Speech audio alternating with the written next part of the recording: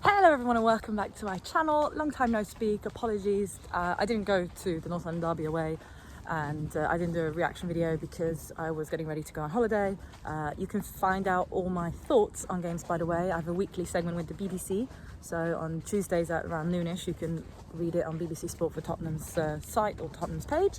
But in the meantime, I thought I'd do a little video. I wasn't able to go to Liverpool either because I was coming back from holiday, so I tried to listen to the game on radio as much as possible. But this is one low branch, and sorry about that. And yeah, I mean, I had friends who went there, so I've got a good feeling about the atmosphere. I've got a good grasp of obviously how it went. Listened to it, read reports, watched Match of the Day, which was pretty crap, I'm not gonna lie. And so I thought I'd just come on here and have a little chat with you guys because it's been a while. Let's just throw some statistics out there.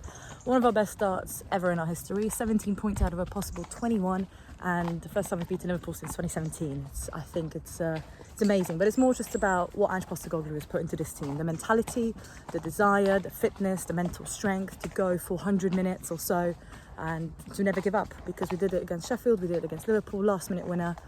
And I think it's just, yes, it was an own goal, but it's more about that we just didn't give up and we put the cross in the box, and it was this dangerous cross. That's what you want. You want to put it in an area and anything can happen.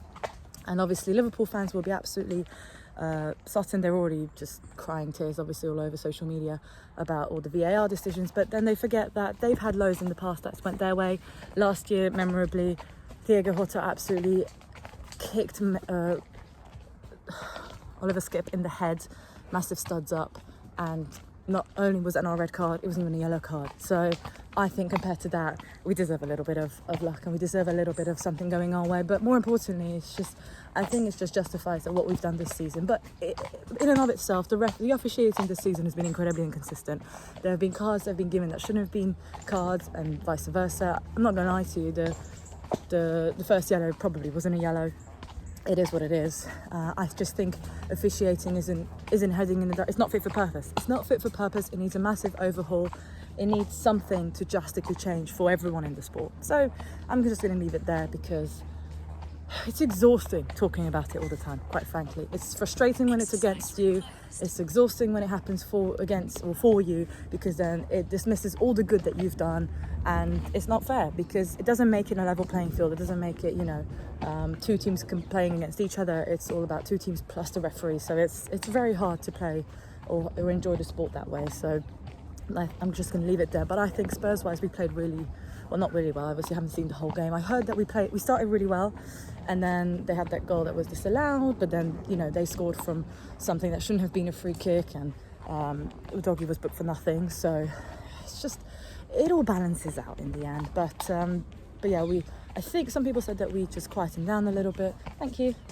We quietened down a little bit after we scored, and then they came and equalised again. But second half, obviously, half-time team talk makes a massive difference, and I think we came out a little better. And I think it just became really frustrating. We went down to 9 men, against 9 men, and we just couldn't score. Obviously, they would pack up the centre a bit more, and Maddison said there's not something you practice for in training. You don't really practice, maybe 10v11, but even that isn't something you practice because you don't bank on that in a situation. It's not an everyday occurrence, and 9 men is again, that's even more rare. So they just put 8 outfield players right behind the ball, but we eventually broke them down, and it was just the atmosphere was eruption again.